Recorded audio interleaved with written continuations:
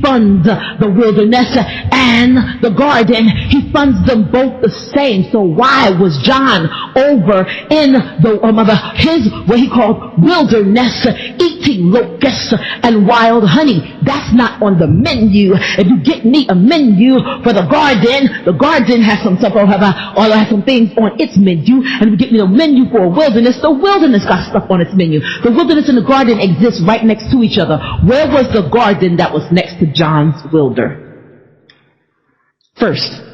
Second, why was he eating locusts and wild honey? I said the only thing that the locust is set to do as a plague is to take and draw the life out of everything it comes in contact with.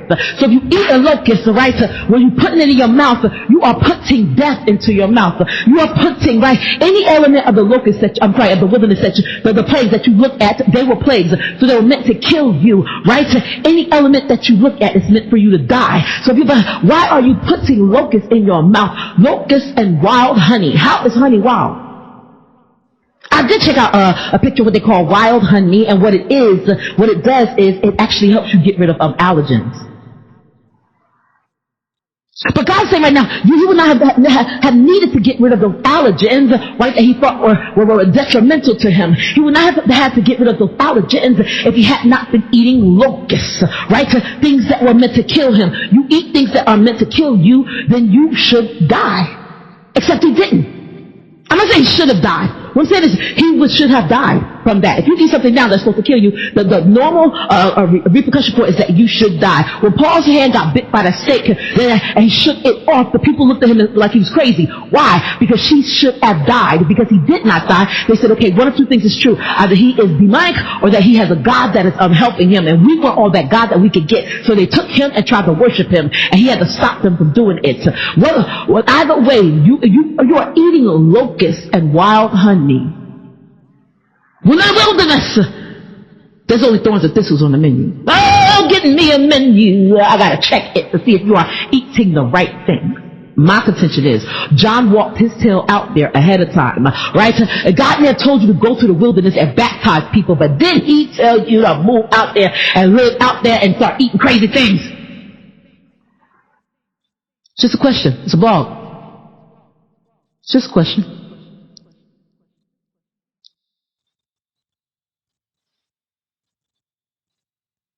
It's just a question amongst friends, you know?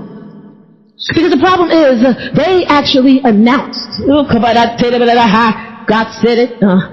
He said, Pastor David said it. They announced John the Baptist in a place where they were supposed to announce Jesus. And this is the proof of why, God said, just now said, this is the proof of why what I said is true. They announced John the Baptist in a place where they were supposed to announce Jesus. And because they did that, they brought about John the Baptist's death too soon.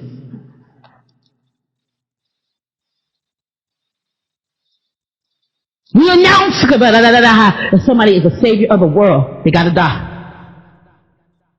You gotta die. You gotta lay down your life or just die. One way or the other. You going about, you getting up out of here. You gotta die. Something just struck me about the whole situation. I said, why was he eating that? Why was he dressed like that? Why were they reporting on it? Right? Because they had, that sound like they got paparazzi in the corner, right? Take a picture of him like, ooh, y'all see that dress he's wearing? Oh, he got a belt on, but he got on no shoes. He got on no shoes. Where's the shoes? Right? And then Jesus in white robes of a martyr. That's something to really report on. Robes of a martyr comes to get baptized, right? Comes to lay himself down in a picture of death right before he would die, right? He had on shoes. But they didn't report that, right? Because if they had reported it and had reported it too soon, right, he would have had to go. I said it a couple years ago. I said, is that why? Because the picture behind a blind Bartimaeus, as Jesus heals him, right? They make the image of him going and making his way through from that point to Calvary. That's in the book of John. But then when you look at Lazarus, they said that it changes the mood after Lazarus is risen from the dead. Jesus kind of marked himself for death. How did he do it? He did it with you and he did it with me. A picture of you and me. The picture of the woman with the issue of blood. Because he sat down with her, Lazarus healing became a resurrection. And in him being resurrected from the dead, God told me, he said, some people went and told Caiaphas. Some people went and got saved from it. Some people went and did both, right? There were people doing everything. And when the people speak up and start reporting on it,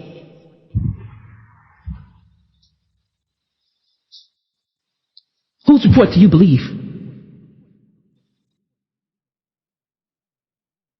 Because the Bible tells you, if you read the account, I think it's John 11, because John 11:35 is Jesus wept, right? So John 11, I think they talk about when he went and raised Lazarus from the dead, and it tells you, say, okay, once he left from that place, some told Caiaphas, some told this one, but Jesus' life changed completely. He could not be in a place without being watched or noticed. You see it, the stalking begins, the story begins, right? The story of his glory begins. He was okay to be out in the streets, but what he did was, in Mark chapter 5, he stopped for you. He stopped for me, right? We had the issue of blood. The issue of blood means I have no blood in me. The issue of blood means I don't have the right blood in me. The issue of blood means I got hardest blood in me. Would I rather have, right, somebody else's blood in me? The issue of blood, the issue of tears, the issue of blood, right? I have an issue with my blood, and I can't bleed properly.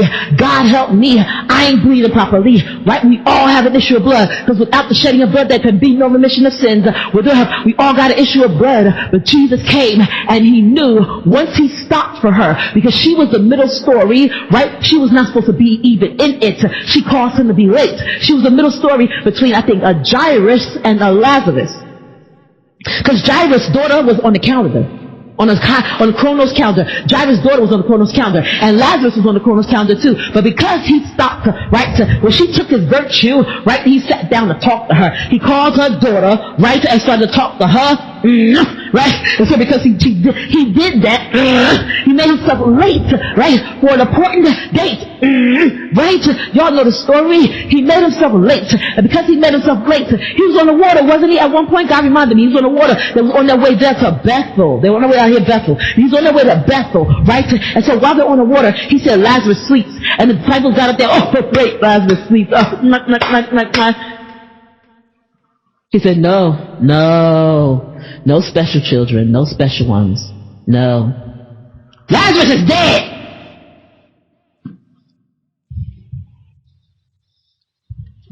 You know this man deals with life and death. Resurrection, right? Life and death. He is the resurrection and the life. Why would you, if he says Lazarus sleeps, why would you think that he was talking about sleeping? If he's talking about sleeping, right, I don't go to anybody and talk natural. Because God don't tell me to tell him natural things. I remember when I was telling Miss Lori about her son, I was like, that's John the Baptist. I was like, he acts like he all over the place. He can't sit still. It's because he's anointed and he cannot sit still. So what you need to do is find a way to feed that spiritual appetite, because he's hungry. And he's hungry and thirsty after righteousness, and you have to feed that spiritual appetite. She said, do you know his daycare worker just told me all of this Thursday? I'm not telling you everything I told her. I don't speak natural. So, because if I'm hearing God, he's not going to tell me natural things. He'll tell me natural so that I can relate it to spiritual with you and move it over to spiritual things, but it's always going to go spiritual because he's trying to get the glory. And here's the thing, if it's natural, I'm going to get the glory. But he said God is a spirit, and they that worship him must worship him in spirit and truth. It's all to get you to worship him and understand him. So if Jesus is standing before you and he says he sleeps, why would you think it's a natural sleep? You the moron. No, you make that nickname with you. Nicky, that's your name, right, disciple? I know you know your nickname. Here you go. Moron. That's what it is, moron. Why would you think he was so much sleeping? And if he was sleeping, why would Jesus even announce that or know it? I got a word from Galt. He is laying down on the bed and he's sucking his thumb, and he's holding his bear and he's sleeping. I got a word from Galt, from my father Galt. That's what he's doing. Why would you think that? Some people say, Jim, you gotta calm down a little bit, calm down on disciples like that. No. The reason why they thought is because they didn't believe God was who he said he was. They didn't believe Jesus was the Son of God. Because all the miracles he kept doing, and even when he did miracles, they were standing there like, that's Matthew 17, right there. 19, 18, 19, 20, 19, 21, whatever. That's Matthew 17. If you believe, you would not stand there. If you believe that Jesus was the Son of God, and he was God, you would not be standing there asking him that question. Why couldn't we do it? Perhaps because you stupid. Stupid. I'm sorry. I'm not. Listen, hey, I understand. Because I want to get punched in the face when I get to heaven. I'm probably going to get punched in the face anyway. However, that don't change the fact that was stupid. That was a stupid question. I ask stupid questions. I do. A lot. A whole bunch.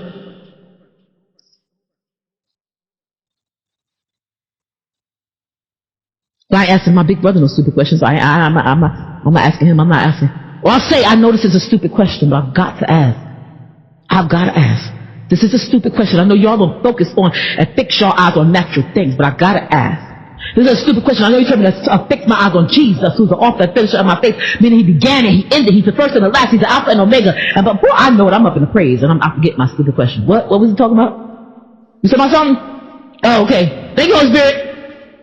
See you later. I watch some TV now. I may ask a stupid question, but I won't look for a stupid answer. My mother used to say, if you ask a stupid question, I'm going to give you a stupid answer. Except she would give a stupid answer to everything to irritate us.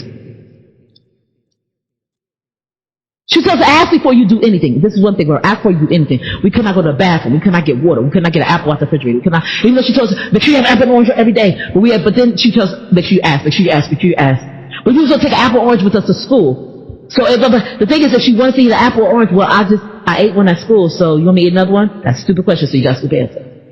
Everything was a stupid question. We deal with a natural person, and you are a natural person, you're a natural kid. Kids are going to ask dumb questions. They're just kids. It's not dumb to them. It's epic. Everything's epic. Oh no! My shoes are untied! What? I had just talked to Samuel, just been playing with him. 2 seconds. He run out the door. I want Cheemee! I was like, you still call me cheap. That's why I'm coming over there. You still call me cheap. Christine's like, Jamie, he's not calling you cheap. He's saying Cheemee. It's not like cheap. I bought you Hot Wheels for Christmas. That weren't cheap. Jamie's not calling you cheap. He's saying Cheemee. But no, he said the same thing. But we said I won't say it right, because that's my roommate for basically a year. Cheemee, I want Cheemee. I was like, I want you to, Samuel. Stop calling me cheap. Harmony said, why would you even think? Why would it even occur to you? Do y'all see where I'm going with it? She said, why would it occur to you that those babies are calling you cheap? They don't even know money. They're 3, 2. They're both 2, 4, 3, something. 2, I think. Why would they come in? Why would they call you? Why? He 2. His birthday a week before mine. 2 weeks. Why would they do that? Why would we tell you Lazarus is sleeping? And yet we still want to believe,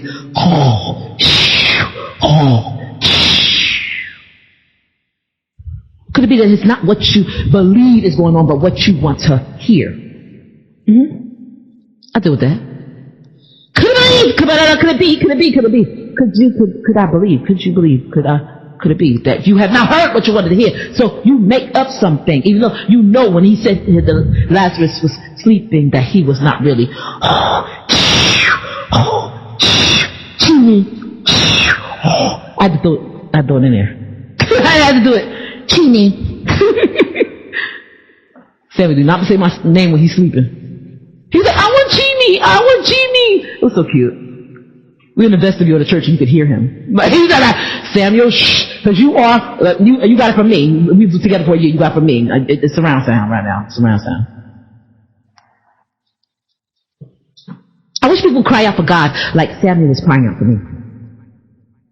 I want Cheemee. And that's new, because Samuel doesn't really express stuff like that. He don't express emotion.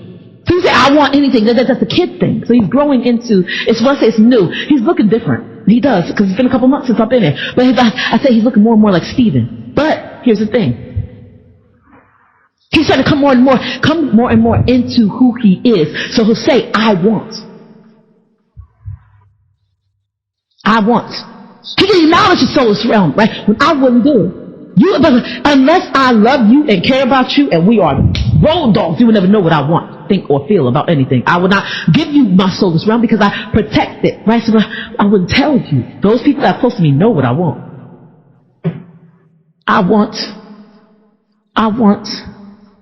Because it's so hard for me to say. So I got to give him credit, right? Because he's grown and grown to the point where, right, he's able to say it. Here's the thing, right? He's ahead of where I am, right? Because I cannot say it. And I don't care what nobody tells you. It's for you to grow in the spirit. You have to get to the point where you can say, I want, I think, I feel, right? It's not that you're supposed to have to, you're not supposed to come up, right? And pushing down your soul's realm, and pushing down your soul's realm, and denying yourself of everything you want, right? It's not that you're supposed to come up like Rose with us, denying everything. You're supposed to have somebody deny everything you want, or tell you you are selfish because you want something as a kid that you actually want. You want a toy, so it makes you evil because you want that toy. Why would you want that toy? Kids in the world are suffering. That was the answer for everything. Kids in the world are suffering. Why would you want that? What is wrong with you? Why would you want that? And so it's not that it's that they take your wants, I want, I think, I feel, and smash them. But God said you're supposed to have your I want, I think, I feel, right? Like Samuel, I want Cheemee, right? And you're supposed to have your I want, I think, I feel, so that way you can walk in the spirit realm and say, I denied it, but I died. Come die with me. Not come dine with me. Wasn't that Frank Sinatra? Come dine with me. No. Come die with me.